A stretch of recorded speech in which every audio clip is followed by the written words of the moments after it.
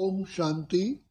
परम पिता परमात्मा जो हम सभी आत्माओं के सच्चे सच्चे पिता हैं, उनको शिव भोलानाथ भोला भंडारी कहा जाता है। क्यों कहते हैं ऐसा?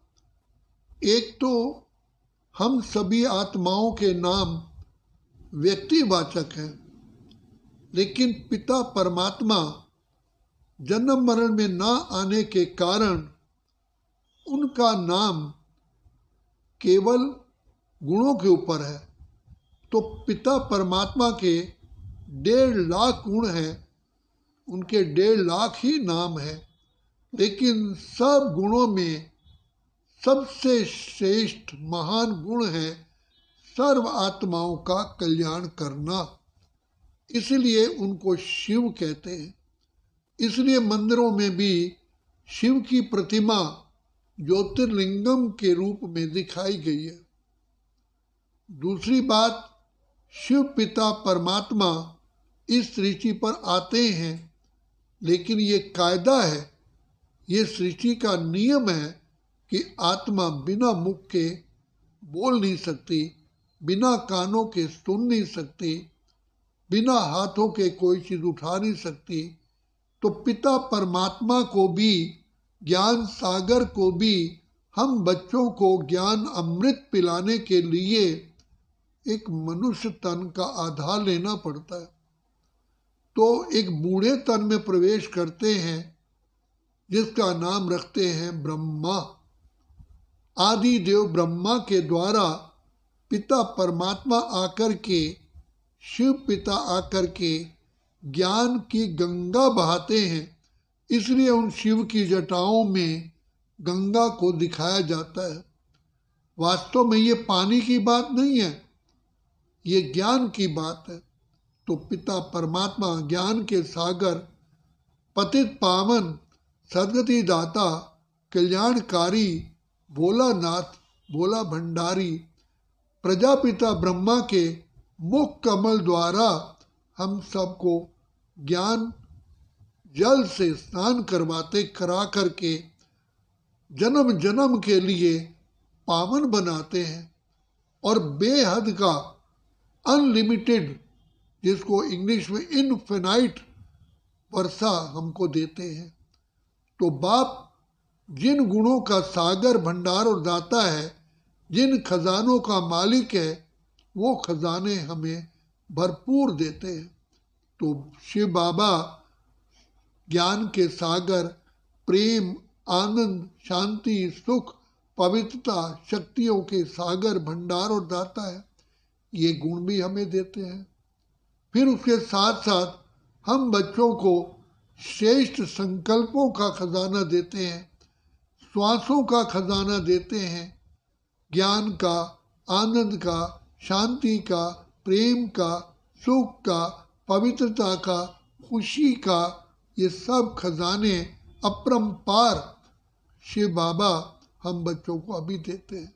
तो पिता परमात्मा एक ही बार इस सृष्टि काल चक्र में आते हैं, वो भी तब जब सारे सृष्टि चक्र का अंत का समय होता है और नया चक्र शुरू होता है। अर्थात कलयुग के बाद सतयुग को आना है।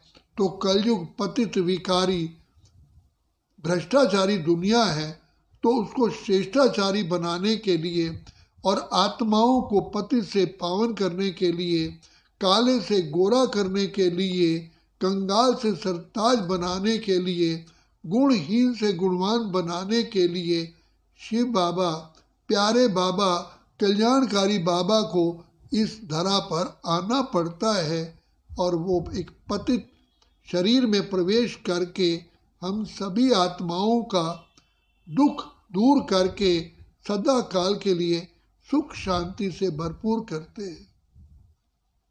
इसलिए पिता का गायन है विष पीने वाला। तो पिता परमात्मा हमारे सारे अवगुणों को पी लेते हैं, एब्जॉर्ब कर लेते हैं। तो इसलिए उनको नीलकंठ भगवान कहते हैं। तो ये कर्तव्य पिता परमात्मा कलयुग के अंत में करते हैं। इसलिए शिव पिता का जन्म शिवरात्रि कहा गया है। शिवरात्रि का मतलब ये नहीं कि परमात्मा रात की 24 घंटे वाली रात के में आते हैं, लेकिन रात्रि माना अंधकार, जब सारी सृष्टि में अज्ञानता का अंधकार है। मनुष्य आत्माएं काम, क्रोध, लोभ, मोह, अहंकार, ईर्षा, द्वेष, वैमनस्य, पर चिंतन, पर दर्शन, सब बातों में लिप्त हो जाते हैं और अपने सुख, शांति, आनंद, प्रेम, खुशी, पवित्रता, संपत्ति को गंवा बैठते हैं। ऐसे समय पर दया के सागर, प्राणों के प्राणेश्वर पिता शिव बाबा आकर के फिर से हम बच्चों को सुरजीत करते हैं। इसलिए हम भक्ति में कहते आए, हे पिता हमें अंधकार से प्रकाश की ओर ले चलो। तो कौन सा प्रकाश? तो वास्तव में कहा जाता है ज्ञान सूर्य प्रगटया अज्ञान अंधेर विनाश। तो ज्ञान के सागर परम पिता शिव परमात्मा वर्तमान समय आकर के हमें ज्ञान देते हैं और ज्ञान की गंगा में हमें नहला करके सदा के लिए पति से पावन करते हैं। तो ये कर्तव्य बाप का इसी समय ही चलता है। और सत्यनारायण की कथा में भी कहा जाता है कि बूढ़ा ब्राह्मण बन के आयो कंचन महल कियो। तो पिता परमात्मा शिव बाबा ब्रह्मा तन के बूढ़े तन में प्रवेश करके कंचन महल बनाते हैं। पहले आत्माओं को कंचन समान बनाते हैं।